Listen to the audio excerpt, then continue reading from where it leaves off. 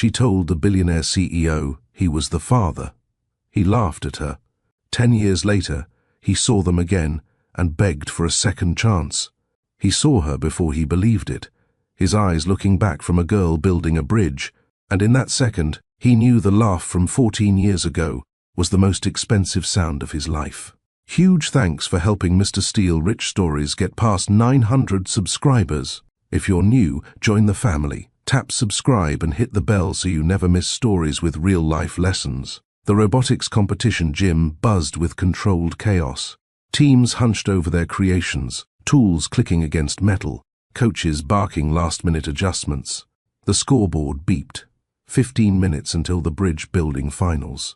Grayson Mitchell stood frozen near the entrance, his designer suit worth more than most of these kids' college funds, watching a 14-year-old girl with dark curls tighten a screw on her team's mechanical bridge. Those were his eyes, his exact shade of green-gray that his mother used to call storm clouds clearing. The same eyes that stared back at him every morning in his penthouse bathroom mirror. The girl laughed at something her teammate said, and there it was. That distinctive Mitchell family dimple, the one his father claimed came from 4 generations back. Ever had one moment that forced you to choose who you really are? Not who you pretend to be at board meetings or charity galas, but the raw, unfiltered version that emerges when your past walks up wearing your DNA like a name tag? Grayson's throat constricted. The gym's air conditioning couldn't cool the sweat forming at his collar. He'd come here as a favor to his business partner who sponsored the event. Just shake some hands, take a photo with the winning team, standard corporate goodwill gesture. He wasn't supposed to find his daughter here, the daughter he'd spent 14 years pretending didn't exist. Alana, check the servo alignment one more time. A woman's voice cut through the noise. Grayson's head snapped toward the sound. Nadia. Even after 14 years, he'd recognize that voice anywhere, patient but firm, the voice of someone who'd learned to expect excellence because settling for less had already cost too much. She stood by the team's workstation, clipboard in hand, her teaching badge reading Ms. Cross. Westfield Middle School, the same wild curls he remembered, now pulled back in a professional bun. The same determined set to her shoulders. The same woman who'd stood in a hotel room 14 years ago, wrapped in a bathrobe, at 2 in the morning, telling him they'd made a mistake that might have consequences. He laughed when she told the truth. 14 years later, the truth built a bridge right back to him. The memory crashed over him like ice water. That laugh, not cruel exactly, but dismissive, disbelieving. Come on, Nadia, we were careful. Besides, I'm 28. I'm building a career. This can't happen. As if careers mattered more than consequences. As if the life they might have created together would wait for his convenience. Now that life was here, adjusting servo motors with the precision of someone who'd inherited his engineering mind and her mother's steady hands. Alana. Of course Nadia had given her a beautiful name. Of course she'd raised her to build bridges when her father had only burned them. The gym's overhead announcement crackled. Teams, 10 minutes to final presentation. Judges, please take your positions. Grayson watched Nadia guide Alana through a checklist, their movements synchronized like a dance they'd rehearsed 1,000 times. Mother and daughter, a unit complete without him. His phone buzzed, 3 missed calls from his office. The Mitchell Engineering quarterly review was in 2 hours. He was supposed to be presenting expansion plans, talking about bridges his company would build across the state.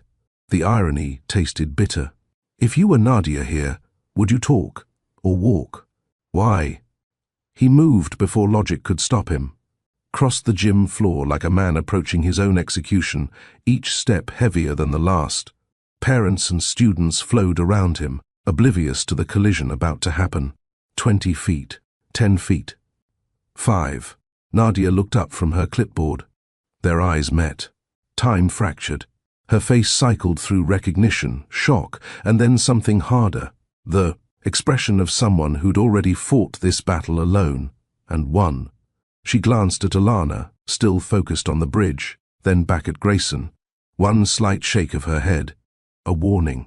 But he was already too close. Alana looked up, probably wondering why her mom had gone rigid. Mom, you okay? You look like you've seen a... She stopped, noticing Grayson. Oh, hello. Are you one of the judges? That voice. It carried traces of his mother's accent, the one he'd spent years training out of his own speech. How had that genetic echo survived through someone who'd never met her grandmother? No, I'm... Grayson's voice cracked. What was he? Not a father. He'd forfeited that title the day he'd offered to pay for the problem to disappear. The day she'd walked out of his life, rather than take his money or his excuses. He's one of the sponsors, Nadia interrupted smoothly, though her knuckles were white around the clipboard. Mr. Mitchell's company donated some of the equipment. Mitchell. His name hung in the air like an accusation. Alana brightened, oblivious. Oh, Mitchell Engineering. We studied your Baker Street Bridge design in class. The suspension system was genius. Mom, didn't you say you knew someone who worked? The competition's starting soon, Nadia cut in. Mr. Mitchell was just leaving, but Grayson stood rooted, memorizing Alana's face. The way she pushed her hair behind her ear, exactly like he did when concentrating. The slight tilt of her head when curious. Pure Nadia. This perfect blend of what they'd been together before he'd destroyed it with one dismissive laugh. Your bridge, he managed, nodding at their project. The counterweight system that's advanced for middle school. Alana lit up with pride. Mom helped with the physics, but I designed the pulley configuration myself. It can hold 40 pounds while maintaining flexibility for earthquake simulation. Want to see the stress test data? She was already pulling up charts on her tablet, eager to share with someone who understood the technical details. Grayson's chest ached. How many science fairs had he missed? How many moments like this had Nadia navigated alone? Maybe later, Nadia said firmly. We need to focus. The authority in her tone made Alana step back, confused but compliant. Grayson recognized the voice, teacher mode, the one that brooked no argument. But underneath it, he heard the tremor. She was barely holding it together. Nadia, he said quietly, please, just 5 minutes. 14 years, she responded, voice low enough that Alana, now back adjusting the bridge, couldn't hear. You had 14 years of 5-minute opportunities. I know. I have no right. You have no rights, period. The words came out sharp enough to draw blood. I made sure of that. Legal documents, remember? The ones your lawyer drafted? The ones that said you wanted no contact, no responsibility, no acknowledgement? Each word hit like she'd been saving them, aging them into weapons. The lawyer. Right. His father's lawyer, actually, because Grayson had been too cowardly to handle it himself. Just signed where indicated, wrote the check, and pretended the whole thing would disappear. I was scared, he admitted. I was 24 and pregnant, she countered. Fear is a luxury I couldn't afford. The competition timer buzzed.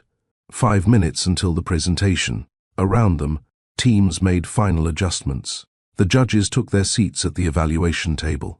Normal life continued its rhythm, while Grayson's world tilted off its axis. Please, he said again, and the desperation in his voice made Nadia really look at him for the first time. Not the suit or the success, but him, hollow-eyed and haunted by the ghost of who he could have been. Give me a road. I'll show up. Test me, literally. Whatever you need. Background checks, supervised visits, therapy, anything. Seeing her here, seeing what you've done, who she's become. Who she's become has nothing to do with you, Nadia said, but softer now, sadder. I know. That's what makes it worse. She's incredible, and I had no part in it. Alana called out, Mom, they're waving us over. Nadia closed her eyes, composing herself. When she opened them, she was Miss Cross again, robotics coach with a team to lead to victory. Not today, not in front of her. She started walking toward Alana, then paused, not looking back. She thinks her father died before she was born. Construction accident. I gave her a hero instead of the truth. Don't you dare make me a liar. Then she was gone, arm around Alana's shoulders, guiding her to the presentation area. Grayson watched them set up their bridge, watched Alana explain the engineering with confidence that came from being loved and supported, watched Nadia beam with pride that had nothing to do with him. Stay, because what he does next decides if this story ends in shame or grace. The judges nodded appreciatively at Alana's presentation.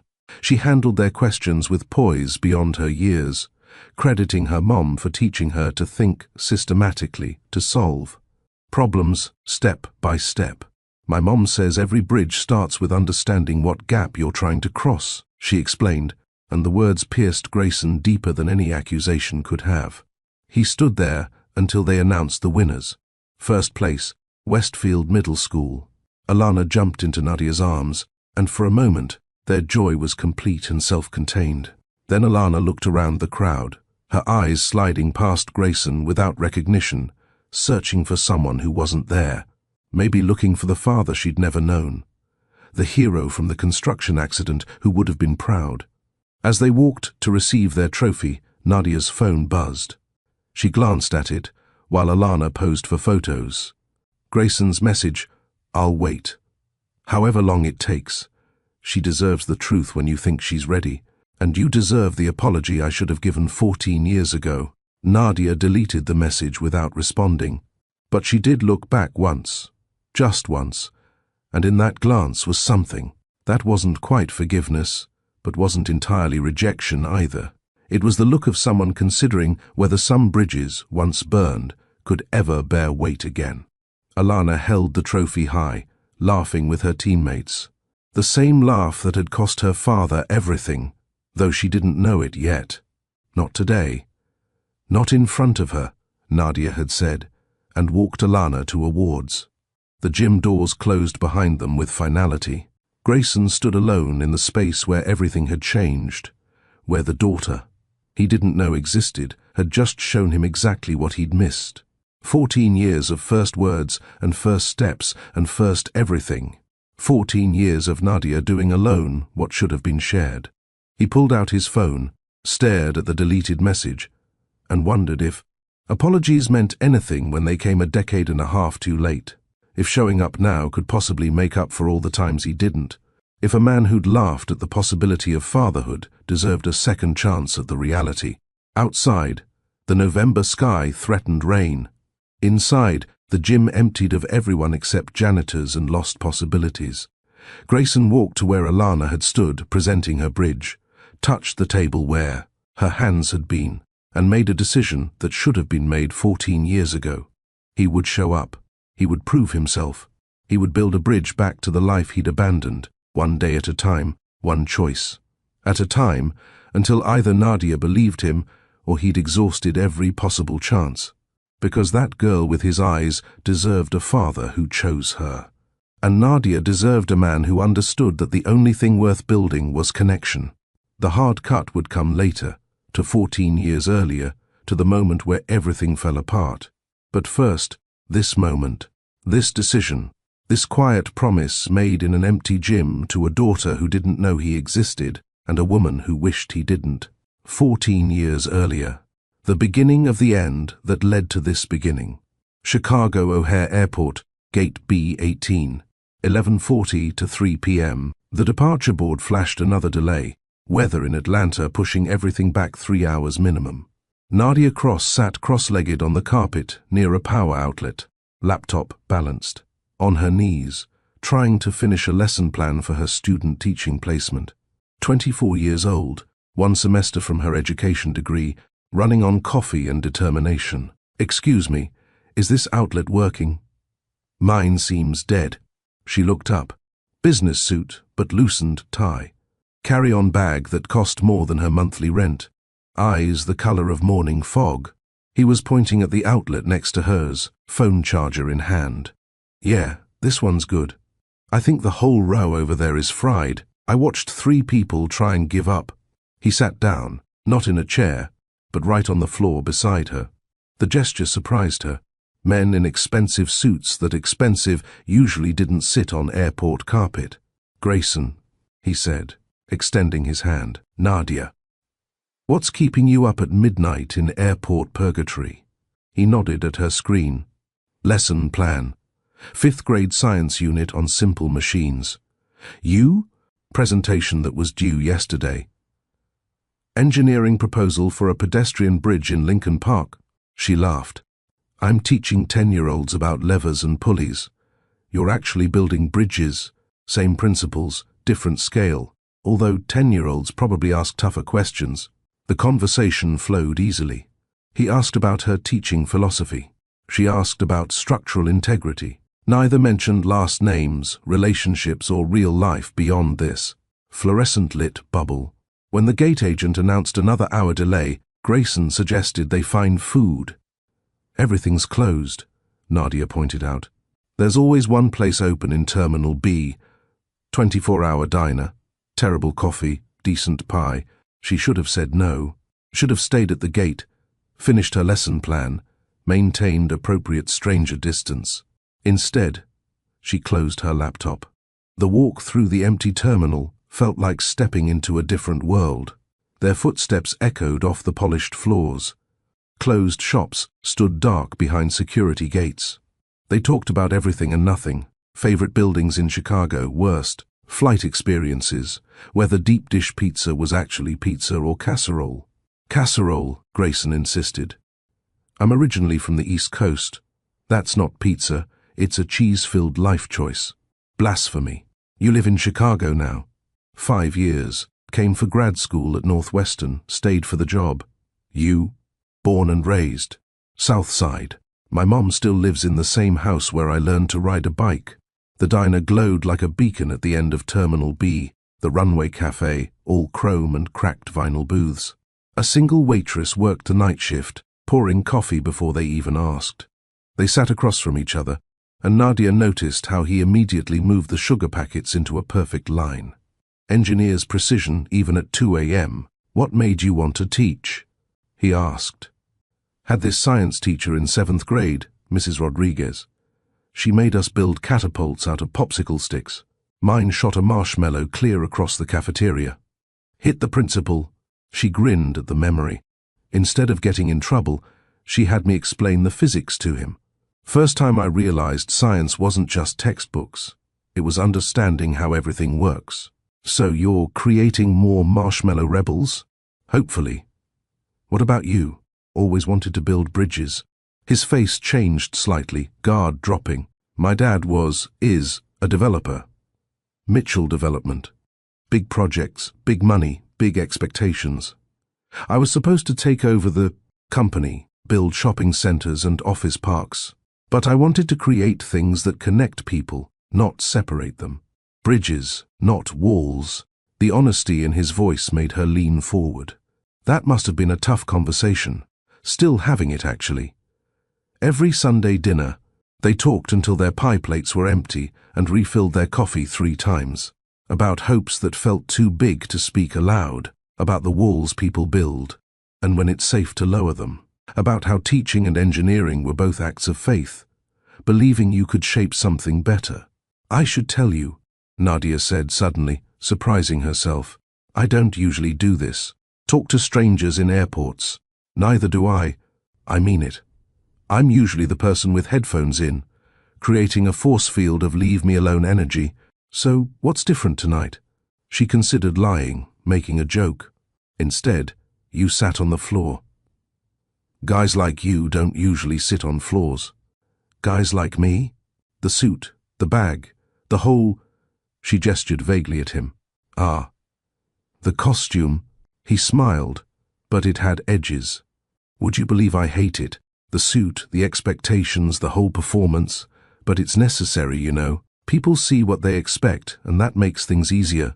Easier but lonelier, says the woman with the headphone force field.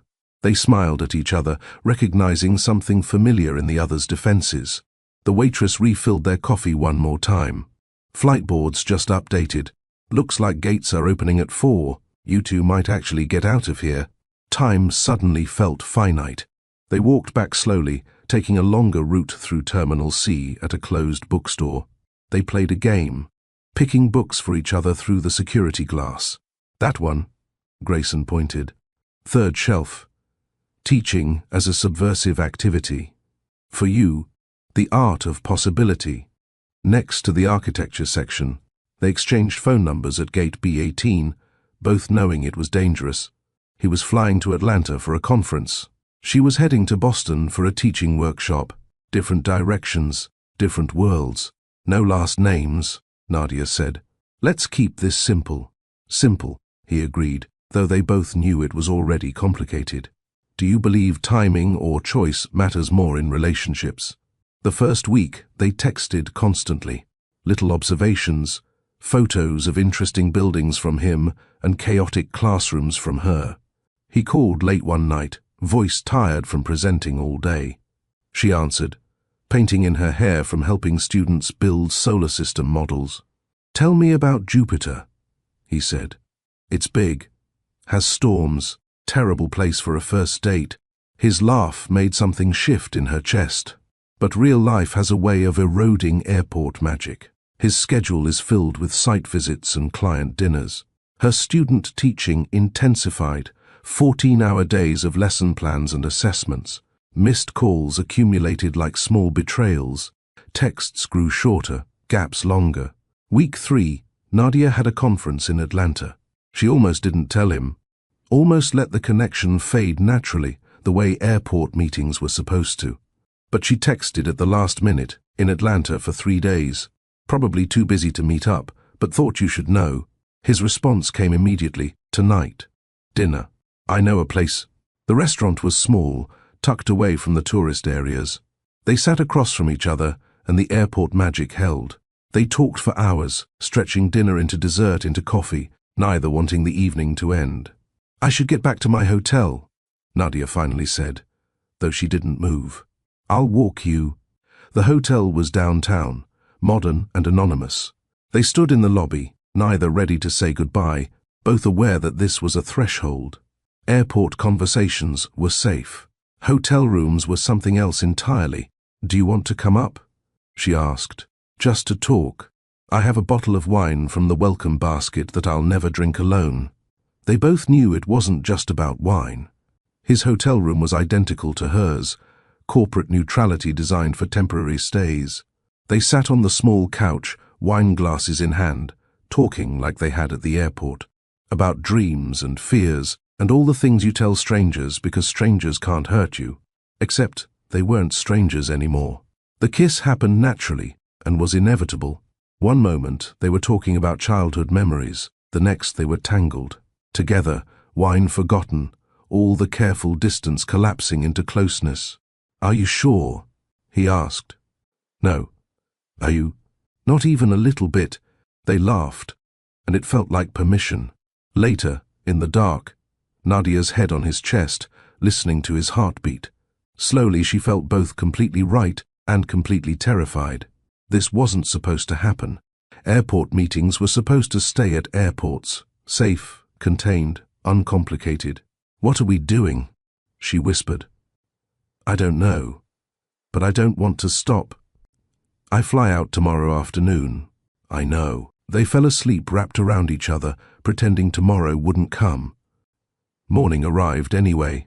Nadia woke to sunlight streaming through curtains they'd forgotten to close, and Grayson already awake, watching her. Hi, she said. Hi. Any regrets? None. You? Ask me in a month. They smiled, but something had shifted. The complication they'd been avoiding was now unavoidable. She gathered her clothes, got dressed while he watched, both of them aware they were at another threshold. So what now? He asked. Now, I go to my conference. You go to your meetings. We see if this survives real life. And if it doesn't, then we had Atlanta. She kissed him at the door, soft and lingering, trying to memorize the moment. Then she left before either of them could make promises they weren't ready to keep. The next 2 weeks, they tried, really tried. Daily texts, nightly phone calls, conversations about maybe visiting, about what this was becoming. But distance has gravity. His father started pressuring him about a major project that required full focus. Her student teaching hit a crisis point with a struggling student who needed extra attention. The calls grew less frequent. The texts are more perfunctory. Neither wanted to admit they were fading, so they just let the silence grow. 4 weeks after Atlanta, Nadia's period didn't come. She waited 3 days, telling herself it was stressful. Student teaching was intense. Her schedule was chaotic. Bodies did weird things under pressure. On day 5, she bought a test. On day 6, she took it. 2 lines. Positive. Unmistakable. She sat on her bathroom floor, shaking hands, doing math she already knew. Atlanta was 6 weeks ago. The timing was exact. She'd been on birth control, but nothing was perfect. They'd been careful, but not careful enough. She tried calling Grayson. It went to voicemail. She tried again an hour later. Voicemail again. By day 3 of unreturned calls, she understood. He'd already made his choice. The silence was the answer, but she needed to hear it. Needed him to say it out loud, to own the decision instead of hiding behind unanswered phones. She found his office address online. Mitchell Engineering, 42nd floor of the Daily Building. She would go there, tell him in person, give him one chance to be better than his silence suggested. The elevator to his floor was all mirrors and mahogany. She caught her reflection, 6 weeks pregnant but not showing yet, a brown envelope in hand, containing the positive test and a letter she'd written and rewritten a dozen times. The elevator climbed through Chicago's skyline, each floor marking another level of the world she didn't belong to. Floor 20, 25, 30. Her phone buzzed. Her mother. Where are you? We're supposed to go apartment hunting today. 35. 40. 41. The elevator doors reflected her face, younger then, still believing people could choose to be better than their fear.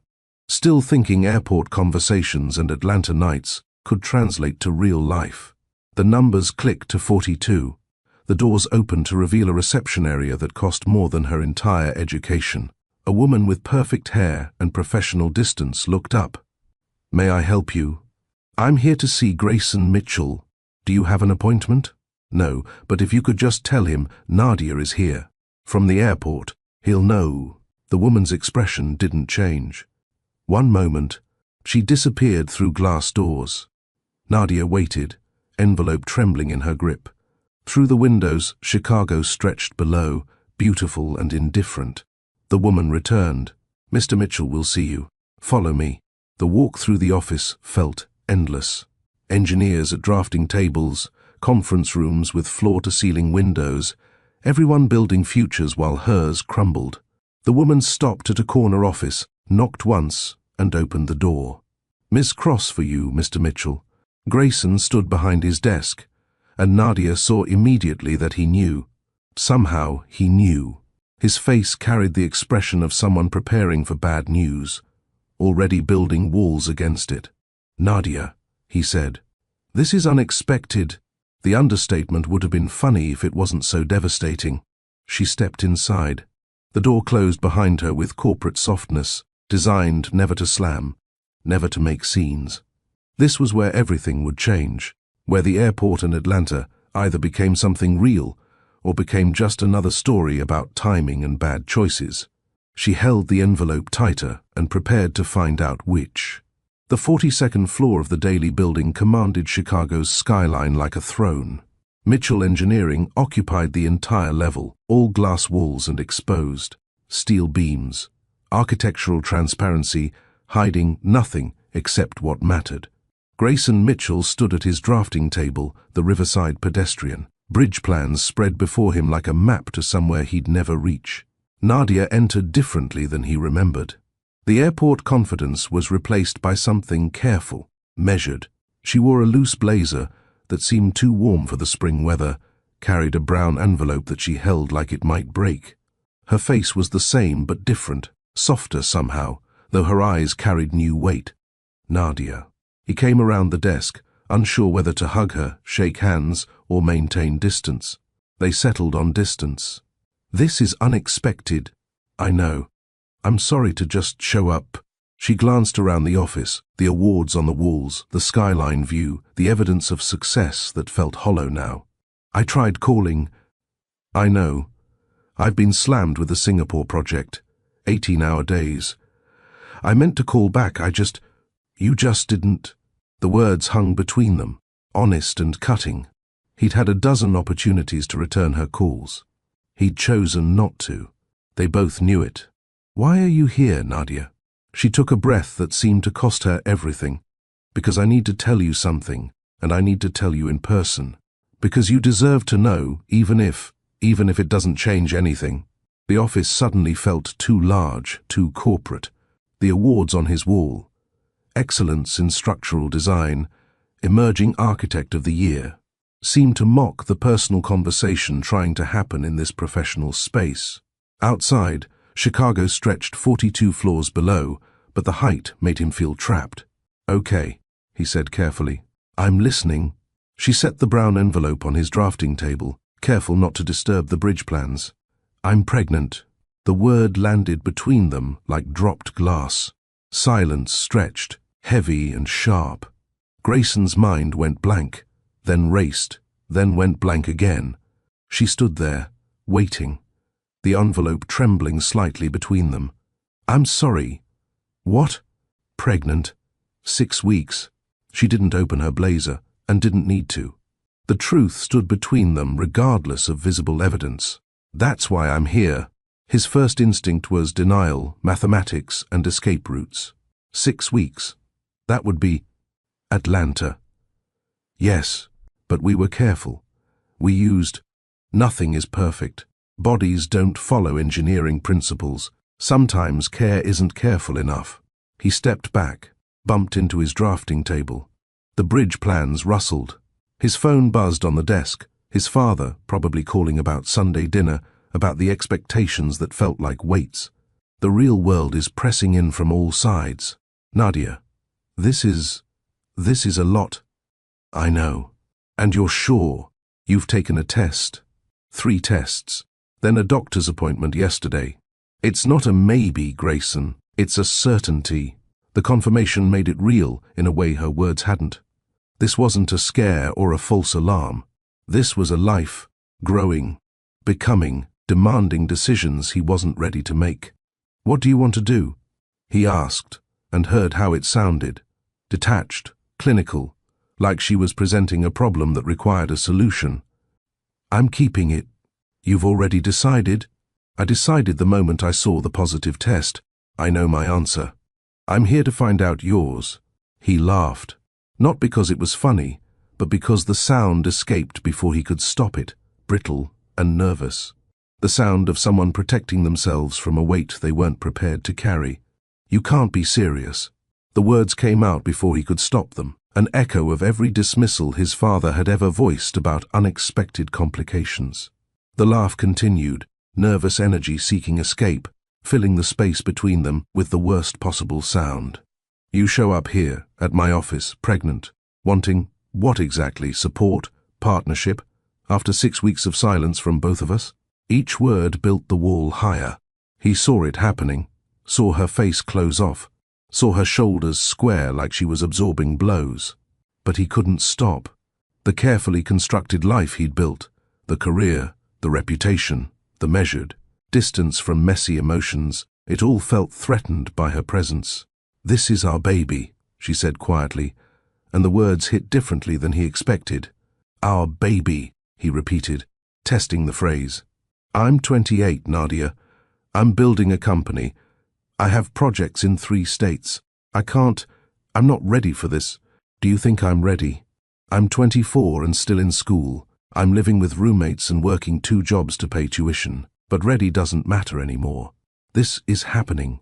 It doesn't have to happen." The words came out cold, calculated. "There are options. I can help you handle this discreetly." Her face went very still. "Handle this discreetly? I didn't mean it like that." "How did you mean it?" He gestured vaguely, unable to say the words directly. "Just that we have choices. We don't have to. We can make this go away. Cleanly. I'll cover all the costs, make sure you're taken care of, and then we can both move forward." "Move forward," she echoed. "Like this never happened. Like we made a smart decision about our futures instead of letting one night define the rest of our lives." She picked up the brown envelope, held it for a moment, then set it back down with careful precision. "There are ultrasound photos here, taken yesterday, And a letter I wrote to you, about what I hoped this conversation would be, about the man I met in the airport who talked about building bridges instead of walls. Nadia, I was wrong about you. Her voice was steady now, past hurt into something harder. Or maybe I was right about who you could be, and you're choosing to be someone else. Either way, I have my answer. She turned toward the door.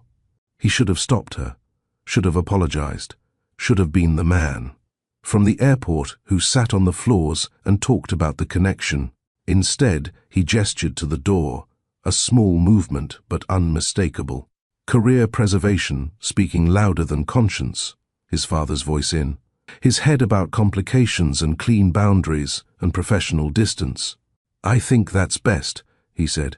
She paused at the door, hand on the handle. You asked me once whether I thought people could lower their walls and be real. I guess we both have our answer now. Is there ever a good excuse for not listening first? The door closed with corporate softness, designed never to slam, never to make scenes. Grayson stood frozen, staring at the brown envelope on his table. It looked so ordinary next to the technical drawings and stress calculations. Just paper containing paper. Nothing that should feel this heavy. His phone rang. Singapore calling back about the project timeline. He answered, fell into technical speak about load-bearing capacities and weather resistance. 20 minutes of engineering solutions to problems that had clear answers. When he hung up, the envelope was still there. He should open it, should at least look at what she'd brought, but his hand hovered over the envelope, unable to commit to the action. If he opened it, it became real. If he left it closed, he could pretend this was all manageable, containable, something that would resolve itself with distance and time. His office door opened. Patricia, his assistant, entered with a stack of contracts. Mr. Mitchell, legal needs assigned for the Singapore project. Also, your father called about dinner Sunday, and there's a staff meeting at 3 about the new hires. Thanks, Patricia. He slid the envelope under the bridge plans, hiding it from view. I'll handle these in a moment. She started to leave, then paused.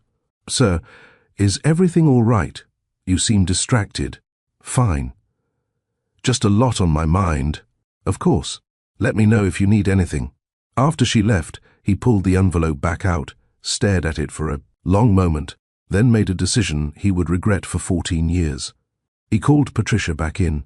Yes, Mr. Mitchell. This envelope, it's personal correspondence. Can you share it per company policy? She took it without question, efficient as always. Of course. Anything else? No, that's all. She walked to the shredder in the corner of his office, the one they used for confidential documents and outdated contracts. The mechanical teeth whirred to life. The brown envelope disappeared in strips. The ultrasound photos, the letter, the evidence of Nadia's attempt at connection, all reduced to regulation-sized pieces. All done, Patricia said. The contracts are on your desk when you're ready. She left. The shredder bin contained fragments of what might have been, pieces of Nadia's handwriting mixed with yesterday's meeting notes and junk mail. The system had literally consumed the moment, transformed it into acceptable corporate waste. He returned to his bridge plans, tried to focus on stress points and material specifications, but his hands shook slightly as he made notations. The laugh echoed in his memory, sounding worse each time he replayed it. That night, he stood in his apartment, a new high-rise in Lincoln Park with floor-to-ceiling windows and furniture that looked expensive but felt empty. He poured a drink he didn't want and stared at his phone. He could call her, apologize, explain that he'd panicked, that fear had made him cruel, that he wanted to try to be better than the person who'd laughed in her face. He pulled up her number, thumb hovering over the call button. But what would he say? That he was sorry? That he'd changed his mind in the span of 8 hours? That he'd shredded the envelope before even looking inside? The call would require vulnerability he didn't have, courage he couldn't find. It would mean admitting he'd been wrong, had been hurtful, had chosen his comfort over her humanity. So he didn't call. He told himself it was better this way, cleaner. She'd made her choice to keep the baby. He'd made his choice to step back. Two adults making different decisions about their own lives. Rational, reasonable, completely defensible. The lie tasted bitter but familiar. Days became weeks. Weeks became months. He threw himself into work, let the Singapore project consume him, traveled constantly to avoid the quiet moments when guilt crept in. His father approved of his focus, his dedication, his choice to prioritize career over complication. "You're finally taking this seriously," his father said over one of their Sunday dinners. "No distractions, no personal drama. This is how you build an empire." Grayson nodded, accepted the praise, and pretended the cost was acceptable. 6 months after Nadia walked out of his office, he saw a notice in the Chicago Public Schools newsletter. The publication came to his office because Mitchell Engineering had donated to several school construction projects. He normally threw them away unread. This time, something made him open it. Page 3, Westfield Middle School welcomes new science teacher Nadia Cross, who will be teaching earth science and physics to 6th through 8th graders. Miss Cross recently completed her teaching degree and is excited to inspire the next generation of scientists and engineers. The photo showed her in a classroom, surrounded by student projects, her pregnancy hidden behind a demonstration table. She was smiling, already building the life she'd chosen, already proving she could do alone what he'd been too afraid to attempt together. He stared at the photo for a long time, memorizing her face, the evidence of her strength. Then he folded the newsletter carefully and placed it in his desk drawer. 2 weeks later, he threw it away, like the envelope, like the chance, like the man he could have been if he'd chosen differently when she stood in his office, asking for nothing more than partnership in facing something they'd created together. But in a city somewhere, in a small apartment he'd never see, Nadia Cross placed a hand on her growing belly and felt movement, life insisting on itself despite the circumstances of its creation. The baby kicked, and she whispered promises into the quiet. "Just us, little one, but we're enough. You'll be loved, you'll be wanted, you'll have everything that matters, even if you don't have everything." She pulled out a notebook, started writing down baby names. Strong names, names that meant something. Names that would give her child an identity independent of the father who'd laughed when offered the chance to be one. Alana caught her eye. It meant harmony, balance, peace, perfect for something beautiful, born from something broken. In his high-rise apartment, Grayson poured another drink and told himself he'd made the right choice. In her small bedroom, Nadia placed both hands on her belly and knew with certainty she had. Two people, two completely different definitions of right. One life growing between them, unaware that her existence had already built walls that would take 14 years to even begin to break down. The laugh had cost him everything. He just didn't know it yet, but he would. 14 years later, in a gym full of robotics students, watching a girl with his eyes explain bridge engineering. With her mother's patience, he would finally understand the price of choosing fear over faith. And by then, the bill would be long overdue. Nadia's apartment in Bridgeport smelled like solder and burnt toast. Saturday morning, 6 a.m., and Alana was already at the kitchen table, tongue poking out. In concentration, connecting wires to a circuit board she'd bought with birthday money. "Breakfast first, then electronics," Nadia said, though she was already pulling out cereal bowls, knowing this battle was lost. "Just one more connection, Mom. Look, if I bridge this capacitor here, the LED should." A small blue light flickered to life. Alana's face illuminated with satisfaction that made her look older than 13, younger than eternity. The apartment told their story in careful details. Plants growing in repurposed mason jars on every windowsill, Alana's science experiments turned into decoration. Art from Nadia's evening classes covered the walls, mostly portraits of her daughter. At different ages, capturing moments between childhood and whatever came next. The fridge hummed with magnetic poetry that Alana rearranged daily into increasingly complex messages. Today's formation, electric dreams build tomorrow's connections. Where do you even learn these words? Nadia asked, pouring milk. Library, internet, the electronics store downtown. The owner taught me about capacitors and gave me old circuit boards to practice on.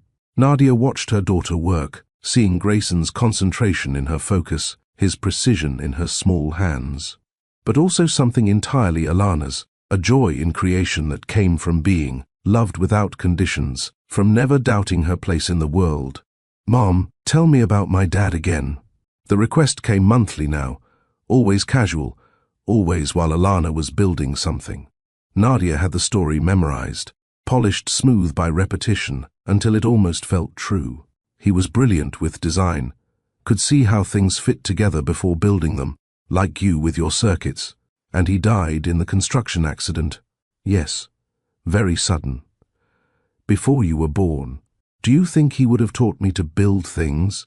I think he would have been amazed by what you already know. Alana nodded, satisfied, and returned to her circuit board. She never pushed for more details, seemed to understand that some stories had boundaries. Or maybe she sensed that pushing would lead to pain neither of them was ready to handle. Name one quiet habit that keeps you grounded. Nadia's habit was freelance work after Alana went to bed. Tutoring online, editing scientific papers for graduate students, anything. That added to the college fund she'd started the day Alana was born. Every extra dollar went into that account, building a foundation for a future where her daughter could choose any path without limitation. The evening routine never varied. Homework at the kitchen table, Nadia checking math while cooking dinner. Then Alana's projects. This week, paper cranes that she was somehow mechanizing with tiny motors. Then reading together on the couch, Alana's head against her shoulder, both of them disappearing. Into stories about kids who discovered they were magical, special, chosen. "We're chosen too, right, Mom?" Alana had asked once. Years ago. "What do you mean?" "We chose each other. That's even better than magic." After bedtime, Nadia would sit at her laptop, editing dissertation chapters about structural engineering, learning the language Grayson spoke fluently. She told herself it was for the money, but sometimes she'd pause at a phrase: load, bearing capacity, tension distribution, structural integrity, and wonder if he ever thought about the foundation he'd refused to help build. Meanwhile, 16 miles north in Lincoln Park, Grayson Mitchell stood in his corner office. Mitchell Engineering's own building now, his name etched in steel across the lobby. The Singapore project had launched him into architectural prominence. Bridges in 12 cities, awards that his father actually approved of, a life that is photographed beautifully for industry magazines. His assistant knocked softly. "Mr. Mitchell." "The charity board meeting is in 20 minutes. The charity work had started as his father's suggestion, good optics, tax benefits, networking opportunities, but Grayson had chosen the beneficiaries carefully. Education non-profits, science programs for underfunded schools, robotics clubs in neighborhoods that couldn't afford equipment. He told himself it wasn't connected to a ghost he'd never met. Just good business, giving back. He signed checks for hundreds of thousands of dollars, attended galas, made speeches about building connections to the future. The metaphor felt heavier each time he said it. Once, at a fundraiser for STEM education, a teacher thanked him with genuine emotion. "You don't understand what this means," she said. "These kids, some of them, have never seen themselves reflected in the people who build important things. This program shows them they can create, not just consume." He went home that night and stood at his window, looking south toward neighborhoods where teachers made miracles with limited resources, where single mothers raised brilliant children alone, where his money went, but his presence never followed. The penthouse felt larger every year. He dated lawyers, architects, professionals his father approved of. But every relationship ended the same way, with variations of, "You're not really here, are you?" He wasn't. Part of him was stuck in an office 13 years ago, watching a door close, hearing his own laugh echo off glass walls. Sundays were the worst. Dinners at his father's house, where success was measured and found acceptable but never sufficient. His mother asked about grandchildren with decreasing subtlety. The weight of expectations that felt like building codes, necessary but suffocating. "You need to settle down," his father said over brandy one evening. Legacy isn't just about buildings. I know. Do you? Because you're 38 and live like a monk with excellent credit. His email signature included a quote he'd added years ago. We build too many walls and not enough bridges. He'd discovered it in an article about innovative educators featuring a teacher who'd won an award for creative science instruction. The piece mentioned Ms. Cross from Westfield Middle School without a first name, but he'd known immediately. He'd Googled her once that year, careful not to go deeper than public information, maintaining boundaries even in digital space. The search had shown professional achievements, teaching awards, a life fully constructed without him. It hadn't mentioned a child. He told himself that meant she'd made a different choice after all, that the conversation in his office had led to the outcome he'd suggested. The guilt had eased slightly, replaced by something worse, the possibility that he'd pressured her into something she'd regretted. He never searched again. Back in Bridgeport, Alana's room glowed with constellation stickers, not random patterns but accurate star maps she'd researched and placed precisely. She'd fall asleep calculating light years, dreaming of connections between distant points. Her notebook filled with designs that started as fantasies, but included real math, real physics, real possibility. "Mom, why do we live here instead of somewhere nicer?" she asked one evening, not complaining, just curious. "This is nice. We have everything we need." "I know. But some of my teachers have houses with yards and stuff. Everyone's situation is different. We have what matters, each other, our health, opportunities to learn and grow. You could get married. Then we'd have 2 incomes, maybe someday. When I meet someone worth building a life with, you're particular. I learned to be." They made a good life in their small space. Saturday museum trips when admission was free. Library adventures that lasted entire afternoons. Building competitions where they created increasingly elaborate structures from recyclables. Alana won her school science fair 3 years running, each project more ambitious: a water filter, a solar oven, a functional bridge made entirely of recycled materials that held 50 pounds. Where does she get it? Other parents asked, watching Alana explain her engineering principles. No idea, Nadia always answered, though she knew exactly where the analytical mind came from. The same place as those particular eyes, that specific laugh when solving problems, the way Alana's hands moved when she explained her designs. Precise, confident, certain.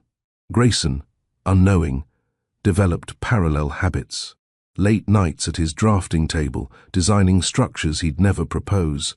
Pedestrian walkways, for neighborhoods that couldn't afford them, connecting spaces that policy kept separate. He drew one repeatedly, a covered bridge between 2 schools, allowing safe passage over a dangerous intersection. He researched the location obsessively before realizing why it felt significant. The bridge would connect to Westfield Middle School, where she taught. He never submitted the proposal. It stayed in a locked drawer, alongside other things he couldn't quite discard. A faded school newsletter from 13 years ago, a napkin from an airport diner, reminders of choices that had seemed reasonable at the time but felt increasingly hollow. His charitable giving expanded. $1 million donations now, always processed through proper channels. The best robotics equipment for schools that qualified. Scholarship funds for students from single-parent households. His accountant noticed patterns but said nothing. Just processed the donations and adjusted the tax strategies. "You could meet these kids," she suggested once. "See the impact firsthand. I prefer working through established channels. More efficient that way."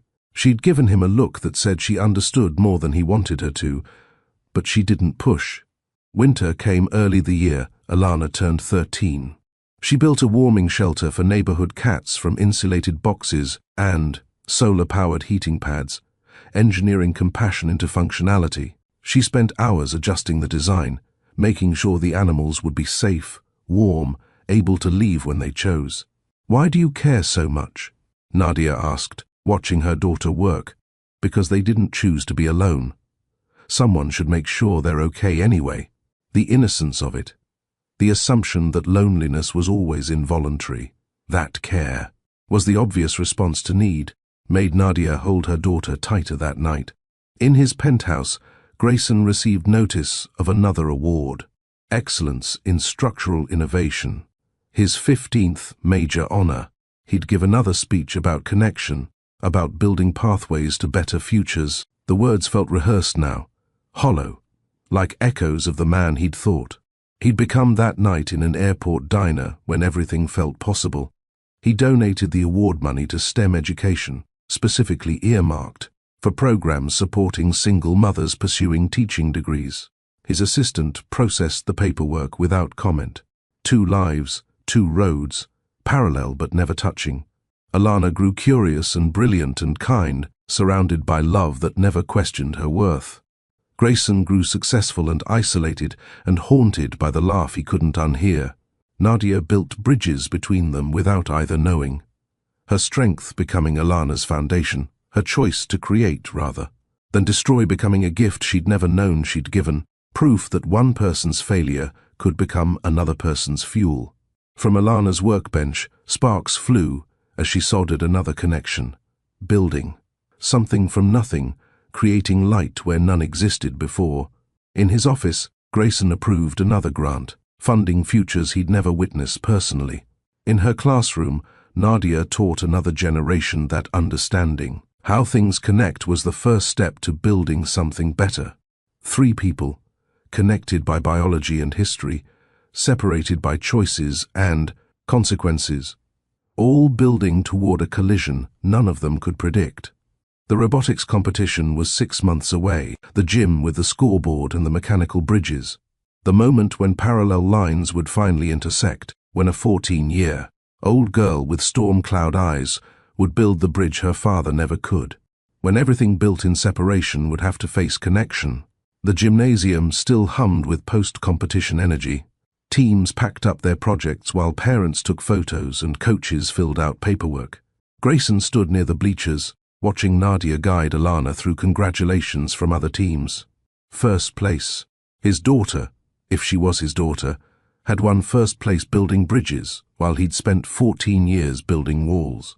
He'd been standing there for 20 minutes, paralyzed by the weight of what came next. His phone buzzed again. His CFO, where are you? Board meeting starts at 15. He silenced it. Some connections couldn't wait for convenient timing. A girl approached, not Alana, but her teammate, shorter with glasses and hair in intricate braids. She looked at him with the open directness of someone who hadn't yet learned to fear powerful strangers. You're still here, she observed. I am. You were staring during the presentation. It made Ms. Cross nervous. She kept looking at you instead of the judges. I didn't mean to distract. I'm Mina, Alana's best friend. Also her reality check. She adjusted her glasses. You know them, don't you? Ms. Cross and Alana. Grayson hesitated. This child saw too much. I knew Miss Cross a long time ago. How long? 14 years, give or take. Mina's eyes widened slightly, doing math that led somewhere significant. That's... Yes. Does Alana know? No. Are you going to tell her? I don't know yet. That's not my decision alone. Mina studied him with unnerving intensity. Alana thinks her dad died before she was born. Construction accident. She has this whole idea about him being an engineer who designed bridges. Miss Cross gets this look when Alana talks about him, sad but also protective, like she's guarding something. Why are you telling me this? Because Alana's my best friend, and if you're about to mess up her life, I want you to know exactly what you're messing up. She's happy. She has her mom, her projects, her dreams. Whatever you want, make sure it's about her, not about you feeling better. The 14-year-old's bluntness hit harder than any board meeting criticism. You're right. I know. Adults forget that kids notice everything. She glanced back at Alana, who was explaining their bridge design to a lingering judge. She's brilliant, you know. Not just smart, brilliant. She sees how things fit together before anyone else does. Get that from someone. Seems like she gets a lot of good things from her mother. Yeah, but the engineering brain? That's different. Miss Cross is amazing, but she teaches science from books. Alana creates science from nothing. That comes from somewhere else. Mina walked away, leaving Grayson with the uncomfortable accuracy of her assessment. Across the gym, Alana demonstrated their bridge's cross-bracing system to a small crowd. Her hands moved through the air, tracing invisible stress points, explaining load distribution with casual expertise that took most engineers years to develop. "See, the diagonal bracing here creates triangular sections," Alana explained. "Triangles are the strongest shape because they distribute force evenly. But the innovation is how we made them adjustable. See this sliding mechanism? It allows the bridge to flex during seismic activity without compromising structural integrity." "That's smart," Grayson thought, meaning so much more than mechanics. That's an intuitive understanding of principles he taught graduate students. That's genetic knowledge expressing itself through a child who'd never met him. The crowd dispersed. Alana began packing tools into their team case, carefully organizing each piece.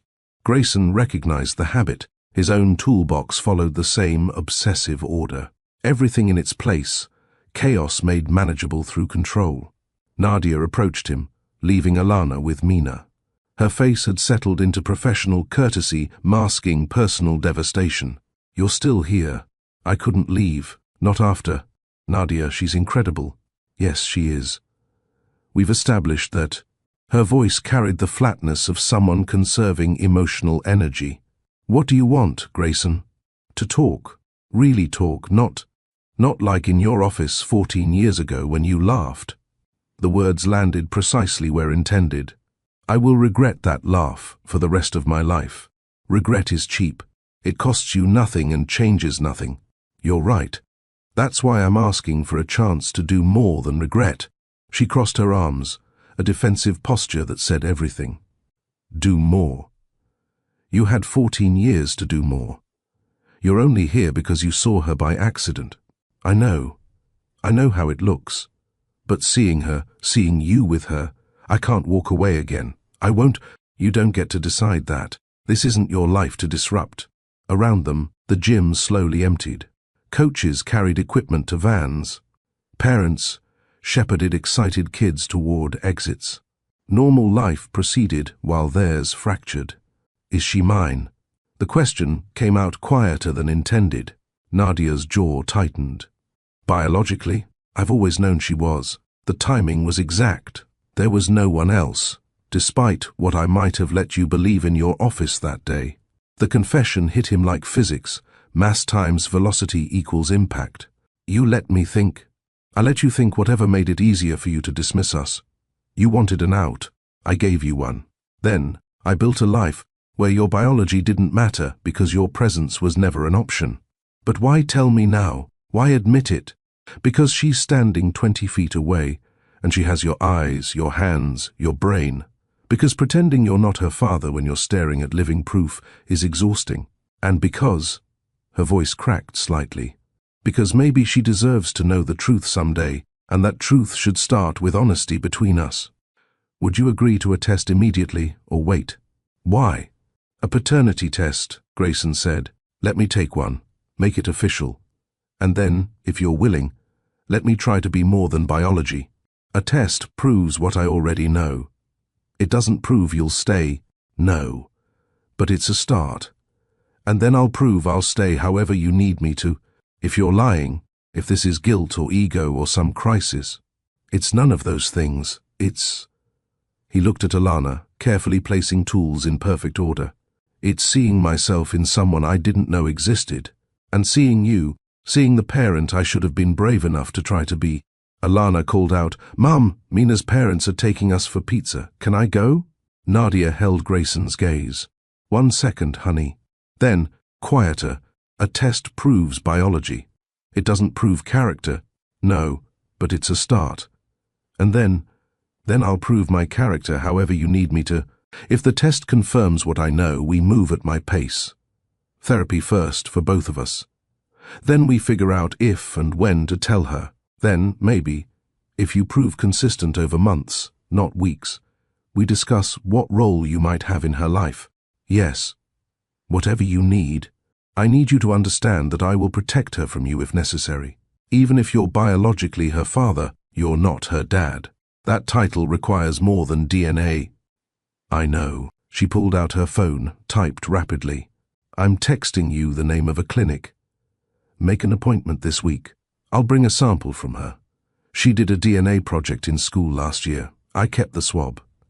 We can compare without involving her yet. His phone buzzed with the information. When will we know? 2 weeks for results. Then we decide what comes next. Nadia, thank you for not walking away, for giving me this chance. I'm not doing this for you. I'm doing it because if you are her father, she deserves the truth when she's ready. And I deserve to know if I've been protecting her from her actual father or from my own hurt. The distinction mattered. Everything she did circled back to Alana's needs, never her own comfort. For what it's worth, Grayson said, you've done everything right. She's extraordinary, and that's entirely because of you. I know. But thank you for saying it. She gathered Alana's forgotten water bottle, the team banner, and small remnants of the day's victory. At the gym entrance, she turned back. We'll do it. The test. But Grayson, if you're her father and you disappear again, I won't forgive you. Not for me. I already survived you once. But if you make her survive you too, if you let her down the way you let me down, I won't. I promise, I won't. She nodded once, then called Alana. You can go to pizza. Be back by 7. Thanks, Mom. Alana grabbed her jacket, then paused, looking at Grayson. Hey, thanks for sponsoring the competition. Your company's bridge designs are really cool. The Baker Street one especially, the way you solved the wind resistance problem was genius. She'd studied his work. His daughter had studied his bridges, analyzing his designs, not knowing her father created them. Thank you. Your design today was genius too. The adjustable cross-bracing, that's innovative thinking. She beamed, then rushed off with Mina. The gym doors swung shut behind them, leaving Grayson and Nadia in the hollow space. She studies your work, Nadia said quietly. Has a folder of bridge designs she likes. Yours are her favorites. She doesn't know why they speak to her. I do.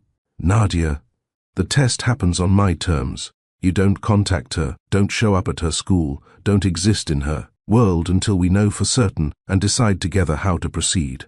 Understood? Understood. And Grayson, this isn't about second chances or redemption arcs. This is about whether a 14-year-old girl deserves to know her father. Everything else is secondary. I understand. She walked toward the exit, then stopped one final time. That laugh in your office, it will cost you 14 years. Don't let fear cost you any more. Then she was gone, leaving him alone in the gym where everything had changed. He stood there for a long time, looking at the space where Alana had presented her bridge, where she'd explained engineering principles with confidence, built by a mother who'd loved her. Enough for 2 parents. Where she'd smiled at him, without knowing he was the reason her mother had to be both. He pulled out his phone, found the clinic information Nadia had sent, and scheduled an appointment for the next morning. 2 weeks until results. 2 weeks to prepare for confirmation of what his eyes had already told him. 2 weeks before the real work began, proving he could be more than biology, more than regret, more than the laugh that had defined him for 14 years. Outside, November rain began to fall. Inside, Grayson made a promise to a daughter who didn't know he existed. He would show up. He would prove himself. He would build a bridge back to the life he'd abandoned, one choice at a time, until either Nadia trusted him or he'd exhausted every possible chance. Because that girl with his eyes deserved a father who chose her, and he was finally ready to try. Chicago Genetics and Paternity Services glowed against the gray sky, waiting for him to make the appointment that would change everything. Again, Chicago Genetics and Paternity Services occupied the 3rd floor of a medical building that smelled like antiseptic and anxiety. Grayson sat in the waiting room, surrounded by couples in various stages of hope and dread. A man bounced a toddler on his knee. A woman gripped her partner's hand. Everyone is waiting for science to confirm or destroy what they believed about their families. The intake coordinator called him back. Mr. Mitchell. Room 3, please. The hallway walls displayed butterflies, educational posters about genetic inheritance shown through wing patterns, dominant traits, recessive traits. How two colors become one in offspring. He stopped at a monarch illustration, orange wings with black veining, the caption reading genetic expression across generations. Room 3 was smaller than his office bathroom. A phlebotomist with kind eyes and efficient movements prepared the kit. Just a cheek swab, very simple. Open wide. The cotton scraping against his inner cheek felt significant beyond the physical action. This tiny sample would confirm what he already knew in his bones. Those were his eyes looking back from Alana's face. But knowing and proving existed in different categories of truth. All done. Results in 10 to 14 business days. We'll call the number on file. He left with a reference number written on generic clinic stationery. 12 digits that would rearrange his entire life. That evening, Nadia performed the same ritual with Alana's stored sample, the swab from last year's school DNA project that she'd kept for reasons she couldn't name at the time. Maybe some part of her had always known this moment would arrive. She packaged it according to clinic instructions, labeled it with the case number they'd assigned. Her hands shook slightly, but she blamed it on the November cold seeping through her apartment windows. "What are you doing, Mom?" Alana called from her room. "Just mailing something for school." Nothing important. The lie tasted familiar. She'd been lying to protect Alana for so long that truth felt like the dangerous choice. 14 days later, Grayson's phone rang at 2 in the afternoon. Unknown number. He answered on the first ring. "Mr. Mitchell, this is Chicago Genetics. Your results are ready. Would you like them by phone or prefer to come in?" "Phone, please. The probability of paternity is 99.99%. Biologically, you are the father." The world tilted. He'd expected it, prepared for it, but confirmation still hit like dropped weight from a height. Mass times acceleration times 14 years of absence. "Mr. Mitchell? Are you there?" "Yes. Thank you. Can you email the official report?" "Sending now." He sat in his office, the same space where he'd laughed 14 years ago, staring at a PDF that rewrote history. Genetic markers aligned in columns, scientific certainty where before there'd been only regret and assumption. His phone buzzed. "Nadia, I got the call too. We need to talk. Tonight, my place. 8 p.m. He arrived at 7:55, standing outside her apartment building in Bridgeport. The neighborhood was quieter than his Lincoln Park enclave, more grounded somehow. Kids' bikes chained to porches. Window boxes with plants waiting for spring. Life lived at street level instead of 42 floors up. Nadia opened the door before he knocked. "She's at Mina's house. Sleepover. We have time." The apartment was exactly what he'd imagined, small but loved. Alana's science projects covered every surface. The bridge from the competition held a place of honor on a bookshelf between framed photos of mother and daughter at various ages.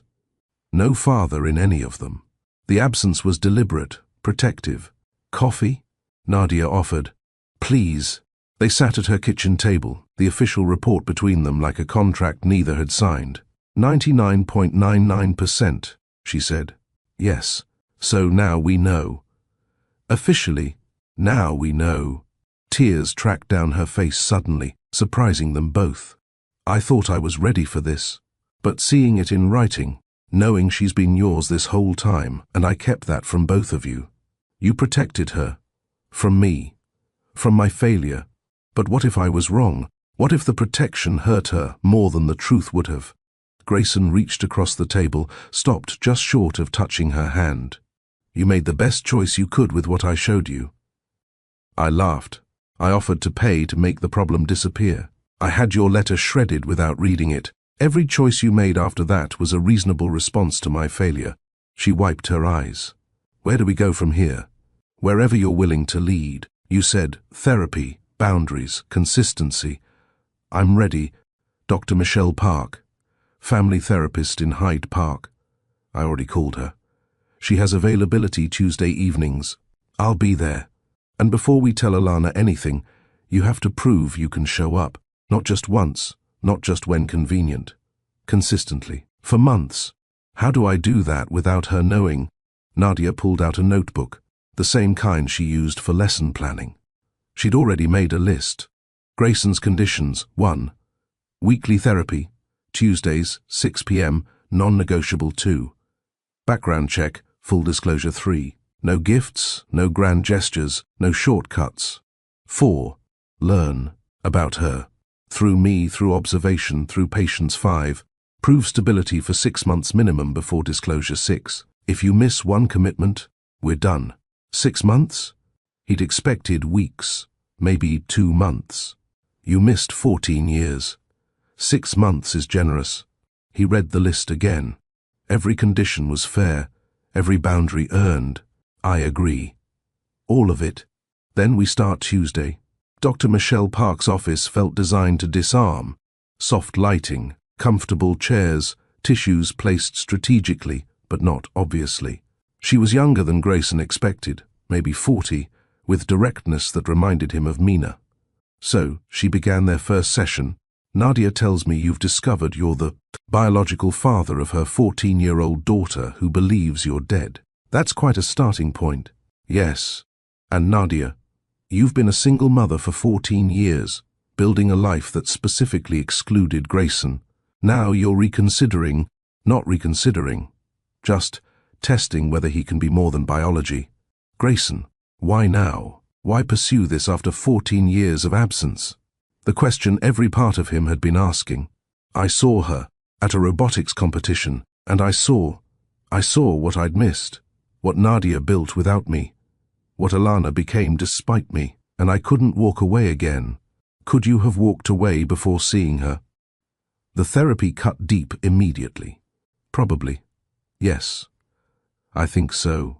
So this is about your feelings, not hers. It started that way, but now I want it to be about showing her that people can be better than their worst moments. If I can be... They worked through his history, the laugh, the distance, the charity work he'd told himself wasn't connected to guilt. Dr. Park assigned homework, write letters to Alana that he'd never send, document the parent he wanted to become. You're building a foundation, Dr. Park explained. When the time comes to tell her, you need to know who you are to her. Right now, you're a stranger with shared DNA. That's not enough. Between sessions, the tiny Tuesdays began. Nadia would text him updates, small windows into Alana's life. Tuesday, week 2, she got an A on her physics exam. Celebrated with hot chocolate. Tuesday, week 4, built a model of the solar system using recycled materials. Jupiter took her 3 tries to get right. Tuesday, week 6, asked about her dad again today. Wondered if he would have understood her math homework. I said yes. Each message felt like standing outside a window, watching life he'd forfeited. But he responded to every one. What kind of hot chocolate does she like? Nadia's reply, the kind with too many marshmallows. Why? Just learning everything I can. He stopped offering solutions, started offering attention. When Nadia mentioned Alana struggling with robotics club funding, he researched community STEM centers instead of writing checks. The Westside Innovation Center has open programs, free for middle schoolers. Should I send you information? Already looking into it. Thank you for the resource, not the rescue. Week 9, Dr. Park noticed the shift. You're talking about Alana differently. Less about what you've missed, more about who she's becoming. Nadia sends me updates. I feel like I'm watching her grow through snapshots. How does that feel? Painful, hopeful, like standing at the edge of something I don't deserve but desperately want. Good. Sit with that tension. It's honest. By week 12, Nadia invited him to observe, not participate, just watch. Alana's robotics club met Wednesdays after school. He could sit in the back, anonymous sponsor checking on equipment donations. He watched her work for 2 hours, never approaching, barely breathing. She led her team with patience he recognized from Nadia, solved problems with logic he recognized from himself. The combination was extraordinary. After, in the parking lot, Nadia found him. Well, she's perfect. She's 14 and stubborn, and sometimes forgets to turn in homework. She's not perfect. To me, she is. Nadia softened slightly. You're doing better than I expected. Better than you expected is still probably worse than she deserves. Probably. But it's a start. Month 4. The Westside Innovation Center faced closure. Budget cuts, lease problems, typical non-profit crisis. Alana came home devastated. Mom, they're shutting down the center. Where am I supposed to work on my projects? Nadia held her, making promises she couldn't keep about finding alternatives. That night, she texted Grayson. The center is closing. She's heartbroken. I know you want to help, but no grand gestures. I know. What if it wasn't grand? What if it was structured, transparent, and sustainable? Explain. He'd been researching non-profit structures, funding models, proper channels, not throwing money at problems, but building systems that lasted. Mitchell Engineering has a community investment program. We could fund the center through proper grants, public process, board oversight. My name on it as part of a larger initiative. Multiple centers across the city. Sustainable, transparent, documented. She'd eventually know you funded it. When we tell her everything. But until then, it's just a company doing what companies should do. Nadia took 2 days to respond. He didn't push, didn't follow up. Learning patience. One excruciating lesson at a time. Finally, okay. But I review every document. Full transparency with me, even if not with her yet. The funding went through proper channels. Mitchell Engineering Community Investment Initiative, 6 STEM centers across Chicago, serving underfunded neighborhoods. The Westside Innovation Center was one of 6, not special treatment, but part of a pattern. Alana rushed home with the news. Mom, they're staying open. Some company called Mitchell Engineering is funding them. That's wonderful, honey. Mitchell Engineering. They built the Baker Street Bridge, my favorite design. She pulled up their website, showed Nadia photos she'd seen dozens of times. Look at this structural innovation. Whoever runs this company really understands the connection. Nadia caught Grayson's eye at the next therapy session. She thinks you're a genius. Doesn't know you're her father, but she's already proud of your work. Does that make it harder or easier? Both. Month 5, day 23. Everything collapsed in a single headline. Chicago Business Insider ran the story first. Mitchell's secret family, engineering mogul's hidden daughter, revealed. Photos of Alana leaving school. Photos of Nadia's apartment building. Photos of Grayson at the robotics competition, staring at a girl who shared his eyes. The article connected dots with surgical precision. The timing, the biology. The pattern of charitable giving to programs connected to her school. Sources close to Mitchell confirm a recent paternity test, though both parents have declined comment. The daughter, 14, attends Westfield Middle School where her mother teaches science. Mitchell's representatives have not responded to requests for a statement. Grayson's phone exploded. His PR team, his father, his board, reporters requesting comment. He silenced everything, called Nadia. She answered crying. They're at her school. Cameras. Other parents asking questions. She came home asking why people were taking her picture. What did you tell her? Nothing yet. She's in her room, confused and scared. Grayson, I can't. I won't let her be a headline. This is exactly what I was trying to prevent. I know. I'm so sorry. I don't know how they found out. Someone leaked the paternity test. Or saw you at the robotics club. Or connect your funding to her school. Her voice shook with fury and fear. I trusted you. You said transparent, you said sustainable, I said I'd protect her. And I failed. Tell me how to fix this. You can't fix this. The story's out. She's going to read it, or someone will tell her, and then her whole world collapses because we weren't the ones to tell her the truth. Dr. Park called an emergency session.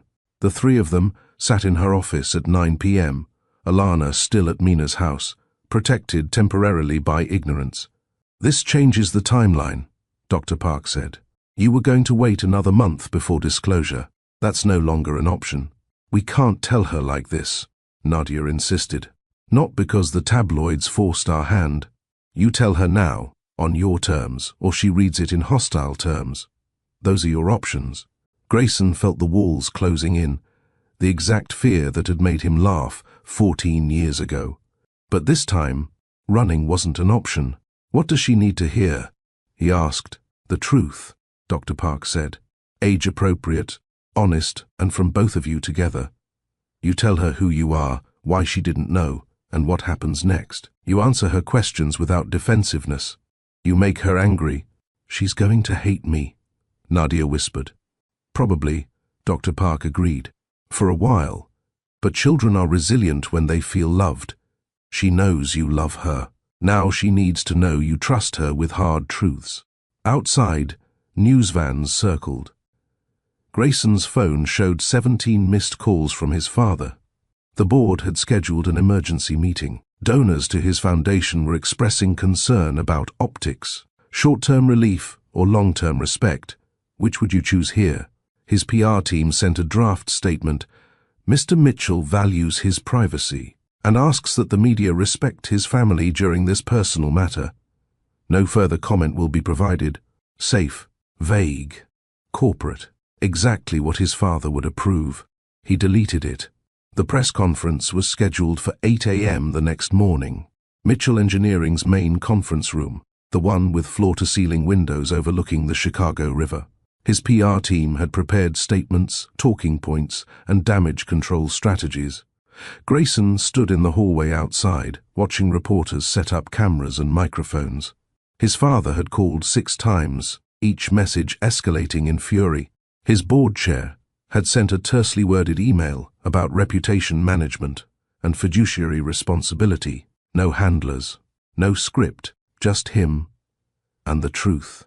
He'd spent the night writing what he wanted to say, not to reporters, not to shareholders, but to Alana, who would see this eventually, who would judge him by how he handled this moment. Nadia texted, "She's still at Mina's. I know something is happening. We told her today at 3 p.m. Whatever you say to those cameras, she'll see it. Make sure it's something she can build on. Make sure it's something she can build on. Not something that protected him, or his company, or his reputation. Something that gave his daughter a foundation." His PR director approached. "Mr. Mitchell, we're ready. Remember, brief statement, no questions. Exit promptly. We've prepared." "I'm not using your statement." "Sir, with respect, the board has approved. The board doesn't have a 14-year-old daughter who's about to learn her father isn't dead. I do. So I'm handling this my way." He walked to the podium before she could respond. Microphones bristled like accusatory fingers. Cameras focused. Reporters poised over notebooks. The room fell silent. "If you're locked in right now, tap like so the algorithm pushes more stories with real-life lessons. Comment, 'I'm locked in,' if you felt that press moment." He stared at the microphones, no handlers, no script, and thought about Alana, watching this someday, deciding whether her father was worth knowing. Then he stepped up to the podium and began to speak. Grayson gripped the podium edges, feeling the polished wood grain under his palms. Every camera in the room focused on his face, waiting for corporate spin. Carefully, worded deflection, the standard playbook for uncomfortable truths. He took a breath and started. "My name is Grayson Mitchell, and I'm here to tell you about the worst mistake of my life." The room shifted. Reporters leaned forward. This wasn't the prepared statement they'd expected. 14 years ago, a woman I cared about told me she was pregnant with my child. I laughed. Not because it was funny, but because I was scared, and I handled fear the way I'd been taught, with dismissal and distance. She left that conversation, and I let her go. I signed papers that said I wanted no contact, no responsibility, no acknowledgement. I chose my comfort over my character. His PR director made frantic cutting motions from the side of the room. He ignored her. What I only discovered 5 months ago was that she kept the baby. My daughter, Alana. She's 14 now, brilliant, kind, everything I had no part in making her. That's entirely thanks to her mother, Nadia Cross, who has spent 14 years being both parents because I refused to be one. A reporter raised her hand. He continued without acknowledging her. "I know what you're thinking. Why come forward now? Why not stay hidden?" The truth is, I didn't come forward. Someone leaked our story. And my first instinct was to let my PR team manage it, minimize it, make it go away. But I have a daughter now, and she's going to see this press conference someday. She's going to judge me based on how I handle this moment. So here's what I want her to know. He looked directly into the camera, speaking past the reporters to Alana. I failed you before you were born. I failed your mother when she needed support. I've missed 14 years of your life because I was a coward. Those are facts I can't change. But I can change what happens next. I can own my failure publicly. I can demand better, from myself and from everyone around you. He turned his attention back to the room, which brings me to why I'm actually here. Not to manage my reputation, but to make something very clear. My daughter is a child, a minor, a student. She did nothing wrong, made no choices that led to this situation. So I'm making a direct request to every media outlet represented in this room, leave her alone. His voice hardened. Don't photograph her at school. Don't approach her for a comment. Don't make her childhood a story for your ratings. She deserves privacy, normalcy, the chance to process this family situation without cameras documenting her pain. If you have questions, direct them to me. I'm the adult who failed. I'm the story, not her. One of the reporters spoke up without permission. Mr. Mitchell, is this a legal threat? It's a moral boundary, but if necessary, yes, my legal team will pursue harassment charges against any outlet that violates my daughter's right to privacy. Another reporter, what about your company's reputation? Shareholders are concerned. My company's reputation is my problem to solve, not my daughter's burden to bear. And frankly, if our shareholders value optics over ethics, they're welcome to divest. His PR director looked like she might faint. His father, watching from his office across town, was probably already drafting disinheritance papers. But Grayson felt lighter than he had in 14 years. Finally, I'm announcing a new company policy, effective immediately. Mitchell Engineering will implement family privacy protections for all employees. No employee's child will be photographed, discussed, or used in company materials. Without explicit parental consent. No family situation, single parents, adoptive families, non-traditional structures will be treated as less valid than others. We build bridges. It's time we protect the families that walk across them. He stepped back from the podium. Questions erupted like fireworks. Mr. Mitchell, what does your father think? Will you seek custody? How does this affect the Singapore project? He raised one hand. I've said what I came to say. My daughter and her mother deserve peace. I'm asking you to give them that. Thank you. He walked off the stage, ignoring the shouted follow-ups. His PR director intercepted him in the hallway, tablet clutched like a shield.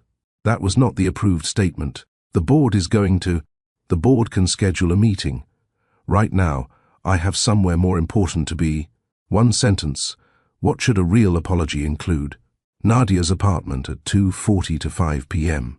15 minutes before Alana was due home from Mina's house. Nadia sat at the kitchen table, hands wrapped around a mug of tea gone cold. Grayson sat across from her, the same seats they'd occupied when the paternity results came back. I watched your press conference, she said quietly. And you didn't ask me first, didn't clear the family privacy policy, didn't warn me you were going off script. I know. I should have, but it was right. She looked up, eyes red from crying. Everything you said was right. You didn't make excuses. You didn't minimize it. You protected her first. I'm trying to learn. You're doing more than trying. She pulled up her phone, showed him the screen. This is from the school principal. The media tried to show up at dismissal. Security turned them away, cited your press conference, and threatened legal action. It worked. She's safe. The relief was physical. Good. That's good. Grayson, in 15 minutes, our daughter walks through that door and learns everything. Her father isn't dead. I've been lying to her for 14 years. You exist and you're trying, but you're also a stranger. This is going to break her world. I know. She's going to be angry. At me, at you, at the situation. Dr. Park says that's healthy, but healthy doesn't make it easier. What do you need from me? Follow my lead. Let me tell the story. You're here to answer questions, not defend yourself. And when she asks why, because she will ask why you weren't there, tell her the truth, not the version that makes you look better. The truth. A key turned in the lock. They both stood, automatic parental response to a child's arrival. Alana entered, backpack slung over one shoulder, still wearing yesterday's clothes from the sleepover. She stopped when she saw Grayson. Mr. Mitchell, from the robotics competition? Confusion clouded her face. Mom, what's going on? Nadia moved to the kitchen counter, started slicing strawberries, her comfort activity giving her hands something to do. Honey, sit down. We need to talk about something important. Alana sat slowly, eyes moving between them. Is this about the reporters? Mina's mom said there were news people at school today. Partly, yes. Why would reporters care about me? Grayson watched Nadia's hands shake slightly as she sliced. Watched her gather courage the same way she'd gathered it 14 years ago, walking into his office with truth he hadn't wanted to hear. Alana, Nadia said carefully, what I'm about to tell you is going to be hard to hear, but I need you to know that everything I've done has been to protect you, even when the protection meant lying. You're scaring me. I know, baby. I'm sorry. She set down the knife, came to the table. The story I told you about your father, about the construction accident, that wasn't true. Silence crashed through the apartment. Alana's face went blank, processing. What do you mean, not true? I mean your father didn't die. He's alive. He didn't know about you for a long time, and when he found out, he wanted to meet you, to be part of your life if you let him. Alana looked at Grayson, really looked, seeing him differently now.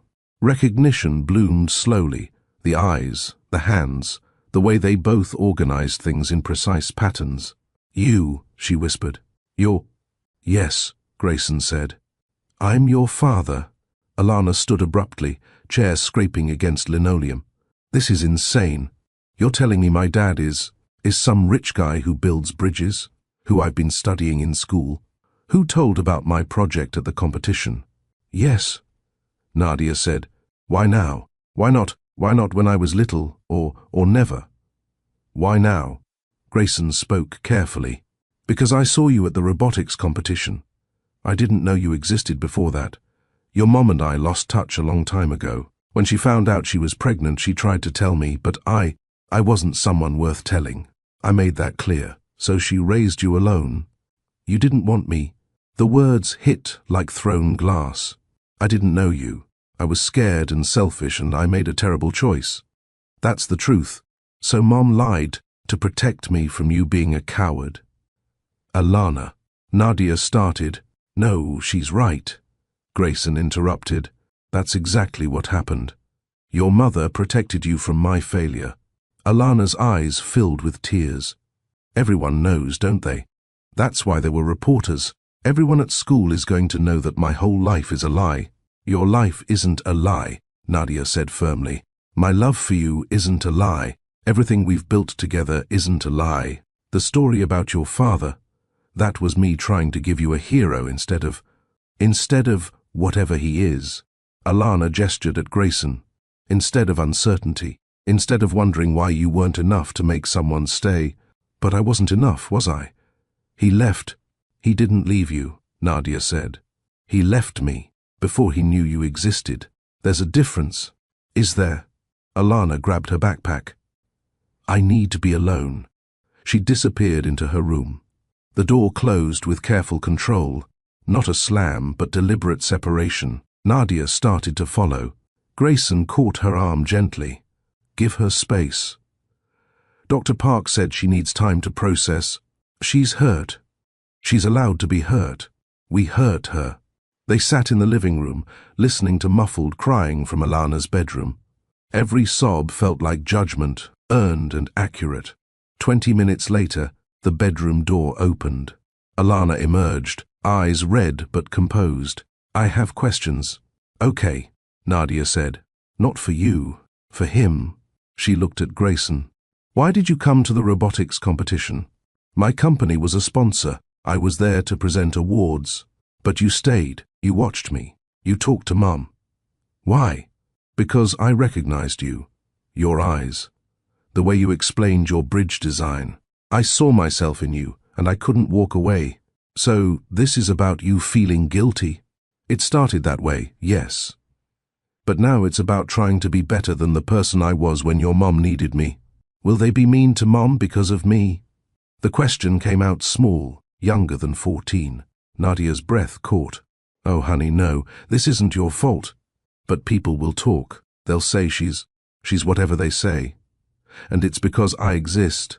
Grayson leaned forward. If anyone is mean to your mother, it's because of me, my choices, my failure, and I promise you, I will handle it. That's what the press conference was about, making sure everyone knows you and your mom did nothing wrong. I saw clips on Mina's phone. You told reporters to leave me alone, and I meant it. You said you failed Mom, that you laughed when she told you about me. He hadn't expected her to know that detail yet. Yes, that's true. Why would you laugh? The question every version of himself had been asking for 14 years. Because I was 28 and scared, and I'd been taught to handle fear with distance. I thought if I dismissed it, it would go away. But people aren't problems to be dismissed. I know that now. You know it now because you got caught. If there hadn't been reporters, would you even be here? I've been coming to therapy with your mom for 5 months, learning about you through her updates, trying to prove I could be consistent before we told you the truth. The reporters forced our timeline, but I was already here, already trying. Alana absorbed this. Mom, is that true? Yes. He's been showing up. Not perfectly, but consistently. Why didn't you tell me? Because we wanted to make sure he'd stay before you got attached. Before you get hurt if he leaves again. Alana looked between them. This is so messed up. Yes, they said in unison. I don't know how to. I don't know what I'm supposed to feel. Whatever you feel is right, Nadia assured her. Anger, confusion, sadness, all of it. You don't have to forgive us right now. You don't have to forgive us ever, but you want me to. We want you to be okay. Forgiveness is your choice, on your timeline. 3 days later, Grayson requested a meeting with Patricia, his longtime assistant, the one who'd shredded the brown envelope 14 years ago. She entered his office, expecting routine scheduling discussion. Patricia, sit down, please. She sat, confused by the serious tone. 14 years ago, a woman named Nadia Cross came to this office. She gave you a brown envelope to shred. Do you remember? Patricia's face went carefully blank. Mr. Mitchell, I handle many documents. You shredded it. Company policy, you said. Personal correspondence gets shredded for privacy. That's correct, sir. Security protocols. That envelope contained the first photos of my daughter. Photos I never saw because you followed orders without question. I was following protocol. You were following a culture. My culture. The one I created where personal humanity got processed like junk mail. He slid a folder across the desk. These are the new protocols. Read them. She opened the folder. New company policies about family situations, communication standards, moments, that require human judgment instead of automatic corporate response. Going forward, if someone comes to this office with personal information, you pause. You ask. You treat them like humans, not security risks. Understood? Yes, sir. I'm not firing you, Patricia. You did what you were trained to do. But the training was wrong, and that's on me. So we're both learning better. She nodded, relieved and chastened. I'll review these thoroughly. After she left, Grayson sat at his desk, looking at the space where the brown envelope had been shredded 14 years ago. The shredder was gone now, replaced with a secure filing system that required human review before disposal. Small changes. But changes that acknowledged the cost of efficiency without humanity. 2 weeks after the press conference, Nadia invited Grayson to dinner at her apartment. Not therapy, not an update meeting, actual dinner. Alana knew and had cautiously approved, though she'd chosen to eat at Mina's house instead. Baby steps, she'd told her mother. I'm not ready to watch you two be weird together. Grayson arrived with flowers, Simple daisies, not expensive roses. Learning the difference between grand gestures and thoughtful ones. She's getting better, Nadia said, accepting the flowers. Still angry sometimes, but she's talking to Dr. Park individually now. Processing. That's good. That's healthy. They moved through dinner conversation carefully. Small talk about work, Alana's latest project, the media attention finally dying down. Comfortable but tentative, like walking across a new bridge, testing its capacity. After dinner, washing dishes side by side, Nadia spoke quietly. You've surprised me. How so? You stayed, through the tabloids, through Alana's anger, through my panic. You actually stayed. I told you I would. People tell me lots of things. You're the first one in a long time who meant it. She turned to face him, dish towel still in her hands. They stood close in her small kitchen, closer than professional distance, closer than Kyo parent courtesy. Nadia, don't apologize, don't explain. Just, if you're going to kiss me, do it because you want to, not because you think you should. He moved slowly, giving her time to change her mind, to step back, to maintain the boundaries they'd carefully constructed. But she didn't move. She waited, choosing him this time instead of defaulting to circumstance. The kiss was grateful, not performative, gentle, not desperate. A beginning, not an ending. When they pulled apart, she smiled, small but real. That was better than Atlanta. We're better than we were in Atlanta, are we? Or are we just older and scared of different things? Maybe both. But I'd rather be scared with you than alone in my penthouse pretending I'm not. She kissed him again, longer this time. Then stepped back, practical even in the middle of hope. This doesn't fix everything. I know. Alana comes first. Always. I wouldn't want it any other way. And if you hurt her again, you'll make sure I never forget it. I know. I'm counting on it. They finished the dishes together, moving around each other like people learning a new dance. Outside, Chicago hummed with evening traffic. Inside, two people who'd built walls for 14 years started building something else. Something that might eventually look like a bridge strong enough to hold the weight of a family. 6 months after the press conference, life settled into a rhythm that looked almost normal from the outside. Almost. Tuesday mornings, Grayson's alarm rang at 6 a.m., not for board meetings or site inspections, but for lunch duty. He'd arrive at Nadia's apartment by 6:30, let himself in with the key she'd given. Him last month, a gesture of trust that felt heavier than any contract he'd ever signed. In her kitchen, he'd pack Alana's lunch. Turkey sandwich, apple slices, the granola bars she liked, but Nadia always forgot to buy. He'd learned her preferences through trial and error. No mustard, extra lettuce. Bread cut diagonally, because triangles taste better than rectangles. Nadia would emerge from her bedroom, hair still wet from the shower, and find him arranging fruit in precise geometric patterns. You're doing it again, she'd say. Doing what? Engineering her lunch. It's a sandwich, not a suspension bridge. Presentation matters. You're hopeless. But she'd smile, kiss his cheek, steal a grape from his geometric arrangement. Small intimacies that had taken months to build, each one a brick in the structure they were creating. Alana would come out last, always rushing, always forgetting something.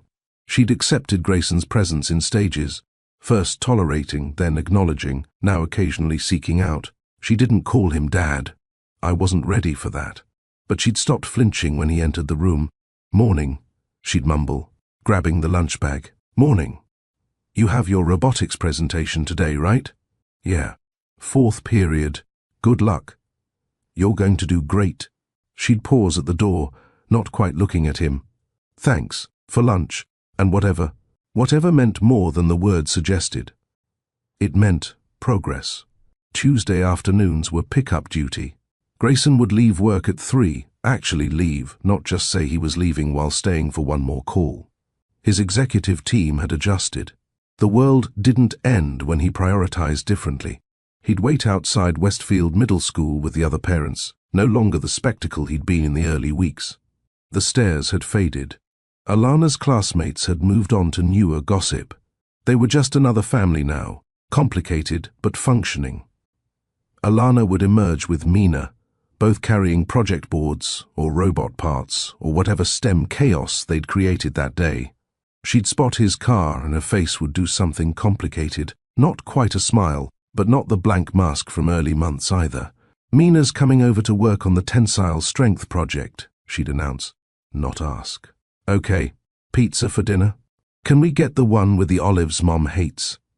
"Absolutely." In the rearview mirror, he'd catch her almost smile. These tiny victories felt larger than any engineering award. 3 months ago, there was a meteor shower. Nadia had mentioned wanting to watch the Perseids, but her apartment building's roof access was locked. Grayson had called the landlord, negotiated access, set up blankets and thermoses of hot chocolate. They'd lain on the roof, Nadia, Alana, Grayson, watching stars streak across Chicago's light-polluted sky. Alana had brought her telescope, explaining orbital mechanics and entry velocities with the easy brilliance that still amazed him. "That one," she'd pointed. "Did you see it?" "Missed it," Grayson admitted. "You have to watch the whole sky, not just one part. Meteors don't follow patterns." Good advice for more than just stargazing. She'd looked at him then. Really looked. "Are you always going to turn everything into a life lesson?" "Probably." "Occupational hazard. Mom does that too, with science." "You're both weird." "We know," Nadia had said. "We're counting on you to balance us out." Too late. "I'm already weird." "It's genetic." The word, genetic, had hung in the cold air. The first time she'd acknowledged their biological connection without anger. A meteor had streaked overhead, perfectly timed, like the universe was underlining the moment. Last week, the printer incident. Alana's printer, the one she'd saved for over a year to buy, had stopped working mid-project. She'd been near tears, frustrated beyond her ability to fix it. Grayson had asked if he could look at it. She hesitated, then nodded. They'd spent 2 hours at her desk, taking apart the print head, diagnosing a clogged nozzle, fixing what seemed unfixable. "How did you know to check there?" she'd asked. "Engineering fundamentals. When something stops flowing, check the narrowest point first." "That's actually smart. Sometimes I have good ideas." "Sometimes," she'd conceded. Then, quieter, "Thanks for fixing it. I was going to have to start my whole project over. What are you building?" She'd shown him then, her plans for a modular bridge design that could adapt to different terrains. Brilliant, innovative, entirely hers, but somehow carrying echoes of his design philosophy. "This is incredible, Alana. It's not done yet. Still incredible." She'd looked at the plans, then at him. Would you maybe want to see it when it's finished? Like actually see it, not just hear about it." His throat had tightened. "I would love that." "Okay, cool. I'll let you know when it's ready." Small second chances, stacking like bricks. Not fixing what was broken, but building something new from the pieces. Alana's 15th birthday fell on a Saturday in April. Nadia had planned a small party. Mina and a few robotics club friends, pizza, cake, the low-key celebration Alana had requested. Grayson had struggled with the gift question for weeks. Too expensive seemed like buying affection. Too casual seemed like not trying. Dr. Park had advised, something meaningful, not compensatory. Something that shows you know her. He'd found it at a small metalworking shop in Wicker Park. A jeweler who did custom work, who understood when Grayson explained what he needed. At the party, after the cake and the chaos of teenage girls debating robot designs, he gave Alana a small box. "You didn't have to get me anything," she said, but took it anyway. Inside, a silver necklace with a small bridge charm. Not fancy, not expensive looking, but detailed. A suspension bridge, delicate but strong, the cables etched with precision. "It's a bridge," she said obviously. "It's the first bridge I ever designed. Not built, designed. When I was 16 for a high school engineering competition, I didn't win, but I learned that building something that connects is harder and more important than building something that just stands." She turned the charm over, examining the details. "Why are you giving me this?" "Because you build bridges. Better ones than I did at your age. Better ones than I do now, honestly. And because—" He paused, choosing words carefully. "Because I'm learning that relationships are like bridges. You build them one connection at a time, one circle at a time." She put the necklace on, adjusting the clasp. It settled against her shirt, small but visible. "It's not too much?" she asked Nadia, who'd been watching quietly. "It's perfect," Nadia said. Alana touched the charm, tracing the bridge's cables. "I don't hate it." "High praise," Grayson said. "Don't push it." But she was smiling, a real smile, the kind that reached her eyes. That night, helping clean up after everyone left, Grayson caught Alana, looking at her reflection in the microwave door, adjusting the necklace. "Fits okay?" he asked. Yeah, good." She turned to face him. "Can I ask you something? Anything?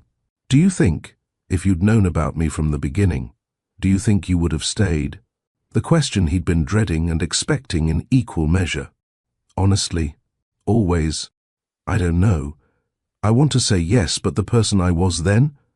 I'm not sure. I was selfish and scared, and I let fear make my decisions. So, what changed? I saw what I'd missed, what your mom built without me. And I realized that running from fear just creates different fear. The fear that you'll die having never been brave enough to matter." She absorbed this. "That's a pretty good answer. Thanks. I've been practicing it in therapy." She almost laughed. "You're weird. You said that already." Bears repeating. 8 months after the press conference, Grayson sat in his office. The same office, where he'd laughed 14 years ago, with a brown envelope on his desk. Not the original. That had been shredded, lost to corporate protocol and personal cowardice. But a new one, serving a different purpose. Inside, updated trust papers listing Alana as beneficiary. College fund documentation, structured to provide for her education without strings attached. Anonymous donation agreements for STEM programs, now made public because transparency mattered more than credit. And a letter, handwritten on the same kind of plain notebook paper Nadia had used 14 years ago, addressed to his past self, titled simply, "Don't laugh.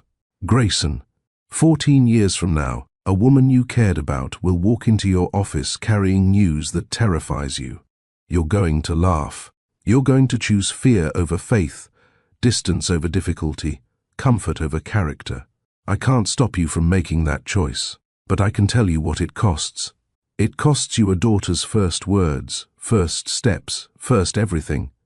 It costs you the chance to know someone extraordinary from the beginning. It costs you 14 years of learning that love isn't something that happens. To you, it's something you build deliberately, one choice at a time. But here's what you gain if you choose differently. You gain a partner who knows your worst and still believes in your best. You gain a daughter who teaches you that brilliance doesn't require your presence from birth, but benefits from your presence now. You gain the knowledge that bridges aren't just structures, they're metaphors for everything that matters. Connection, courage, the willingness to span gaps you didn't create but can help cross. So don't laugh, don't dismiss it. Don't let fear masquerade as wisdom. Listen, believe, show up. The bridge you build by staying is worth more than every bridge you'll design by running. Future you, still learning, still trying, still grateful for second chances. He folded the letter, placed it in the envelope with the other documents. Patricia knocked, entered with her usual efficiency. "Mr. Mitchell?" "The documents you requested." She set another folder on his desk. "Transfer papers for the Community STEM initiative. 6 centers are now operating, with plans for 4 more next year. Thank you, Patricia." She hesitated. "Sir, if I may, the change in company culture these past months, the family policies, the transparency initiatives, the focus on people over process, it's made a difference. Morale is higher, retention is up, people feel valued. Good, that's the point. I just wanted you to know, what you're building here, it matters." After she left, he stood at the window. Chicago stretched below, all steel and glass and connection. His bridges dotted the skyline, monuments to engineering that would outlast him. But the bridge that mattered most wouldn't appear on any skyline.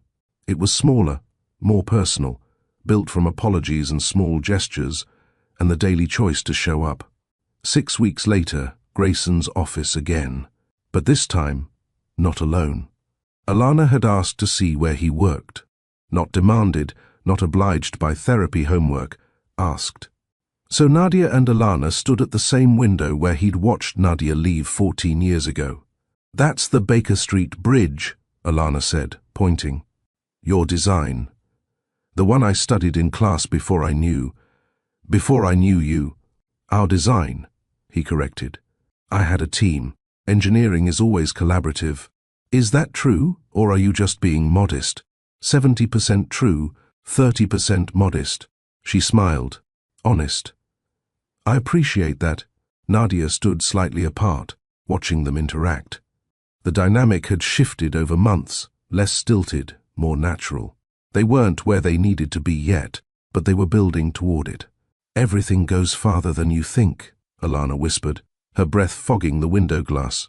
"What was that?" Grayson asked. "Something my physics teacher says. Every action has cascading effects. Like, you build one bridge, and it changes traffic patterns, and that changes where people shop, and that changes neighborhoods. Everything goes farther than you think. Your physics teacher is smart. She's okay. Not as good as Mom for science, but okay." Nadia laughed. "I'll take that bias." Alana turned from the window. "Can I ask you both something?" "Always," they said together, then smiled at the synchronization. Are you two actually together, like dating? Or is this just co-parenting?" The question they'd been avoiding addressing directly with her, Nadia looked at Grayson. He looked back, waiting for her lead. "We're figuring it out," Nadia said, taking it slow, making sure we're doing this for the right reasons. "What are the right reasons?" "That we actually want to be together, not just that it's convenient for you." "And do you want to be together?" Grayson answered. "Yes, but slowly. Building a foundation that lasts instead of rushing into something that collapses. Very engineering of you," Alana said dryly. "But okay. I guess that makes sense." She paused. "For the record, I don't hate the idea of you two being together. It's weird, but not bad weird." "High praise," Nadia said, echoing Grayson's earlier words. "I'm a tough critic." 3 silhouettes at the window. Father, mother, daughter. Not a perfect family, not a traditional structure, but real. Built from failure and forgiveness, from small choices compounding into something that might eventually look like grace. The city lights reflected in the glass, making it hard to tell where they ended and Chicago began. Everything connected. Everything affects everything else. Everything is going farther than you think. If this story moved you, please like, share, and drop the lesson you took in the comments. And subscribe to Mr. Steele Rich Stories. Help us reach 1,000 so we can keep building stories that build people. In 5 words or less. What's the lesson? The office lights dimmed behind them. Outside, the Baker Street Bridge glowed with evening traffic, each car crossing. A structure Grayson had designed before he understood what bridges really meant. Alana leaned against the window, her bridge charm catching the last light. "Do you think people can really change? Like, fundamentally?" Grayson considered the question. "I think people can choose to be better than their worst moments. Not perfect, just better, consistently better, until better becomes who they are. That's hopeful. Is hope a bad thing? No, just unexpected. From you, I mean. You seem like someone who'd trust math over hope. I used to be. But hope is just another kind of engineering. Building something that doesn't exist yet but could, if you're willing to do the work." Nadia joined them at the window, completing the triangle. "We should get going. School night." 5 more minutes? Alana asked. They gave her 5 more minutes. 5 more minutes of looking at bridges and city lights and the distance between who they'd been and who they were becoming.